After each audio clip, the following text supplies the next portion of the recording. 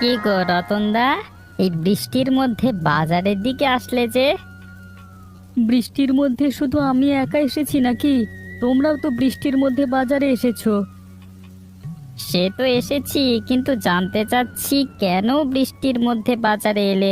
আর তোমার হাতে তো দেখছি একটা থলে, ওই থলের মধ্যে কি বা নিয়ে যাচ্ছ? মেয়েটা কদিন ধরে মাংস খাবে বলে বায়না ধরেছে। বললাম পরে এনে দেব, কিন্তু তার কান্না কোনোভাবেই থামানো গেল না। সে এই বৃষ্টির মধ্যে মাংস ভাজা খাবেই খাবে। মেয়ের কথা, বর্ষার মধ্যেই তার মাংস ভাজা চাই। মেয়েটা হয়েছে জেদি। বর্ষা শেষ হলে মাংস নিয়ে গেলে তখন আর খাবে না। তাহলে তো তোমার আয় রোজগার ভালোই, হ্যাঁ? আমরা দুমুঠো ভাত খেতে পারি না ঠিক মতো, তুমি মাংস কিনে খাচ্ছ? তেমন কোনো ব্যাপার নেই, মেয়ের জেদ, তাই বাধ্য হয়ে কিনতে হলো। আমরা বাধ্য হয়ে তো মাংস কিনতে পারি না। তুমি মাত্র মেয়ে একটু জেদ করেছে বলি সেই জন্য মাংস কিনে নিয়ে যাচ্ছ। বাবা বাবা বাহ! ছেলে মেয়ে হয়নি তো কিভাবে বুঝবে? আগে ছেলে মেয়ের বাবা হও, তখন বুঝবে বাবা হওয়ার যন্ত্রণা কতটুকু। বৃষ্টি তো আস্তে আস্তে বাড়ছে, আমি তাহলে গেলাম। হ্যাঁ,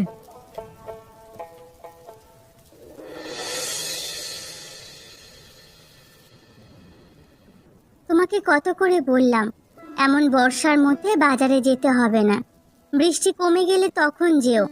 সেই তো আমার কোনো কথাই শুনলে না, ভিজেই তো ফিরলে।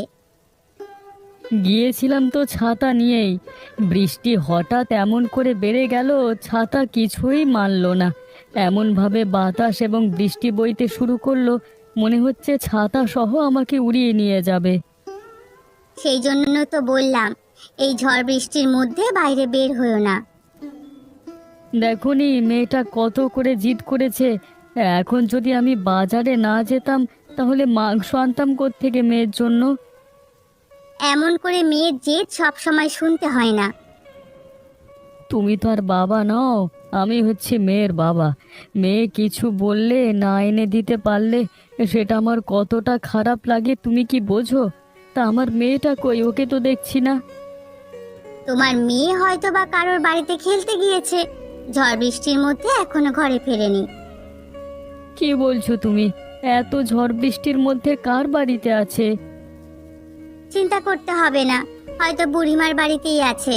সেখানে ছাড়া তো আর কোথাও যায় না। তাহলে কি আমি মাংসগুলো রান্না করে ফেলবো নাকি? না না গিন্নি, মাংসগুলো এখন রান্না করো না, মাংসগুলো হাঁড়ির মধ্যে রেখে দাও। মেয়েটা আসলে প্রথমেই মাংস দেখতে চাইবে।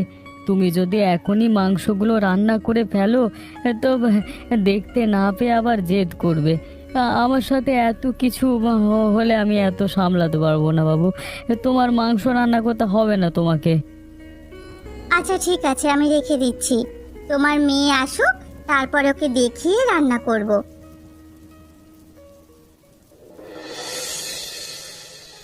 এই ভোলানাথ দা, এই রতনের প্রতিবেশী হয়ে একটা ঝামেলার মধ্যেই আছে। সালা নিজে তো শান্তিতে থাকছে, আমাদের শান্তিতে থাকতে দিচ্ছে না।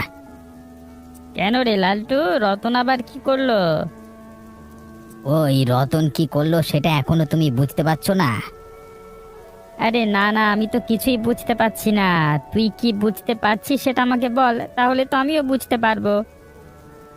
মাঝে মাঝে কিছু কথা দাদা তুমি বুঝেও বোঝো না। ওই রতনের জন্য তো তোমার আমার দুজনের ক্ষতি হবে, সেটা কি তুমি বুঝতে পারছো না? আরে আমি অত তোর মতো বুঝি না রে, একটু বুঝিয়ে বললে তো বুঝি বাবা। ওই রতন প্রত্যেক দিন ভালো ভালো বাজার করে সেগুলো বাড়িতে নিয়ে রান্না করে। তা আমাদের বাড়িতে সেই রান্নার ঘ্রাণ চলে আসে সারাক্ষণ। সেইগুলো নিয়ে আমার বউ কানের কাছে ঘ্যান ঘ্যান ঘ্যান ঘ্যান ঘ্যান ঘ্যান করে কথা শোনায়। আজকে নিশ্চয়ই আর আস্ত রাখবে না, বউয়ের কথা শুনতে হবে। তুই এই একটা মনের কথা বলেছিস রে, তোর বৌদিরও একই অবস্থা। সারাক্ষণ বলে রতন একা মানুষ, এত কাজ করে, তোমরা দুই ভাই মিলে কি করো, কিছুই কি করতে পারো না। হ্যাঁ, রতনকে দেখো, দিয়ে কিছু শেখো। আজ একই অবস্থা হবে, কিভাবে বাঁচতে পারি বলতো? আমার কাছে একটা বুদ্ধি আছে দাদা, আমরা রাতে গিয়ে ওর বাড়ি থেকে মাংস রান্নার হাঁড়িটা নিয়ে আসবো। বাহ, তুই একটা ভালো বুদ্ধি দিয়েছিস তো। রাতে আস